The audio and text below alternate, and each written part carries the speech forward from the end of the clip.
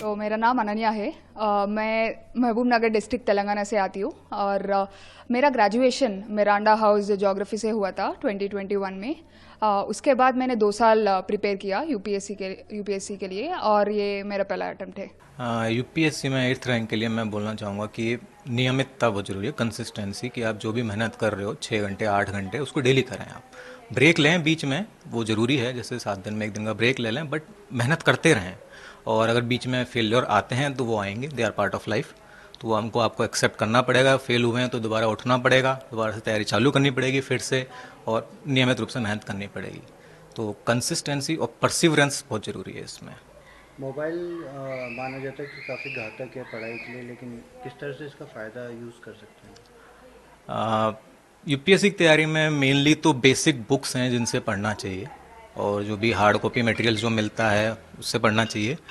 और हालांकि अब ऑनलाइन क्लासेस और भी जैसे मोबाइल से रिलेटेड रिसोर्सेज हैं वो भी हेल्पफुल हो गए हैं। अगर आपकी फ्रिक्वेंसी उनसे मैच करती है कि आपको उनसे फ़ायदा हो रहा है तो आप उनसे भी करिए। मेरे लिए ज़रूरी था कि मैं हार्ड कॉपी से पढूं, तो जो कुछ भी मेरे पास होता था मटेरियल, मेरे पास प्रिंटर है, मैं प्रिंट कर लेता था और हार्ड कॉपी से प्रॉपर अंडरलाइन करके पढ़ता था और उसी को वापस रिवाइज करता रहता था। अब जो बच्चे तैयारी कर रहे हैं उनके लिए क्या मैसेज देना चाहेंगे, किस तरह से वो तैयारी करें?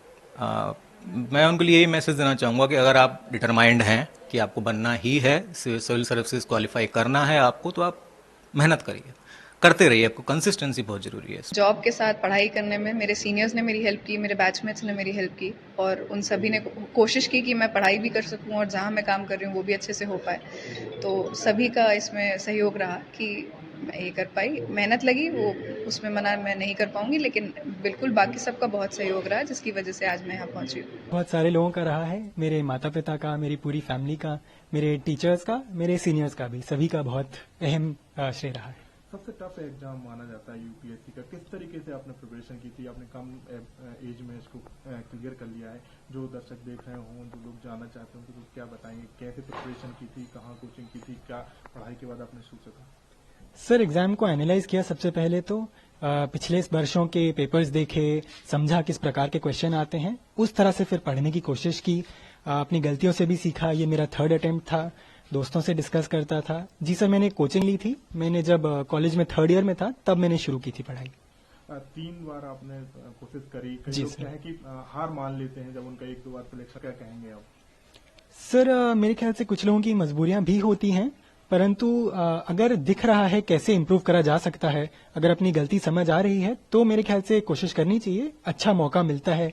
कई लोग 5वीं या 6ठी बार में भी बहुत अच्छे से क्लियर कर लेते हैं। मैंने ये तो कभी नहीं सोचा था कि टॉप 20 में आऊँगी। हर एस्पिरेंट की तरह यही आशा थी कि बस लिस्ट में नाम आ जाए। तो ये बहुत ही बड़ा मोमेंट है मेरे लिए भी और मेरी फैमिली के लिए भी। कितनी तैयारियां की गई आप लोग, कितना चैलेंजेस था ये? हाँ, एक्चुअली ये मेरा 2nd अटेम्प्ट था और मैं तैयारी 2021 से कर रही हूँ, तो अभी 3 साल हो चुके हैं। और चैलेंजिंग रहा है ऑफ कोर्स ये पाथ, क्योंकि बहुत आइसोलेशन में रहना होता है, अकेले रहना होता है, सोशल लाइफ पे बहुत सैक्रिफाइस करना होता है। लेकिन इसके बावजूद मैं समझती हूँ कि फैमिली और फ्रेंड्स ने काफ़ी मुझे सपोर्ट किया इस जर्नी में। अच्छा, जब तैयारी कर रही थी तो क्या लग रहा था कि टॉप 20 में इस तरह से रैंक आ जाएगा? एक्चुअली मैं जब तैयारी करी थी तो मैंने कभी ये सोच के नहीं चला कि मुझे इतनी ही रैंक चाहिए या इतनी रैंक पानी है। मैं हमेशा इस चीज़ में बिलीव करती हूँ कि हम सिर्फ हार्ड वर्क कर सकते हैं, बाकी रिजल्ट्स ऊपर वाले के हाथ में होते हैं और लक ऊपर वाले का हाथ में होता है। तो टॉप 20 कभी माइंड में नहीं था, वो तो बाय गॉड्स ग्रेस ऐसा हो गया। तो 2023 अटेम्प्ट का जो पैटर्न था पेपर का वो थोड़ा डिफरेंट था और इस वजह से सब काफ़ी डर भी गए थे प्रीलिम्स को लेकर के। लेकिन मेरा मानना यही है कि अगर हम स्टैटिक नॉलेज हमारी अच्छी है और जो बेसिक सोर्सेज हैं वो हमने अच्छे से कवर किए हैं और करंट अफेयर्स भी हमने मोर और लेस किया है, तो आई थिंक कोई मुश्किल नहीं है इस पेपर को निकालना। खुशी तो बहुत है, क्योंकि मतलब it's a dream come true ना। मतलब 19 रैंक आना इज लाइक कि सर्विस में, आईएएस में सबको जाना होता है, तो इट इज समथिंग दैट मेरी सोच से परे है। मतलब what can I ask more, मतलब जरूरत से ज़्यादा ही है मिला है। और जहाँ तक बात होती है श्रेय का, तो श्रेय तो एक कलेक्टिव अप्रोच है। मेरे घर वालों ने, मेरे दोस्तों ने, काफ़ी करीब के कुछ दोस्त हैं, तो उन लोगों ने भी काफ़ी मदद करी। तो एक कलेक्टिव श्रेय मैं दूंगा सबको, जितने भी मेरे close near and dear ones हैं। ये रैंक हासिल करने के लिए किस तरह की मेहनत आपने की है?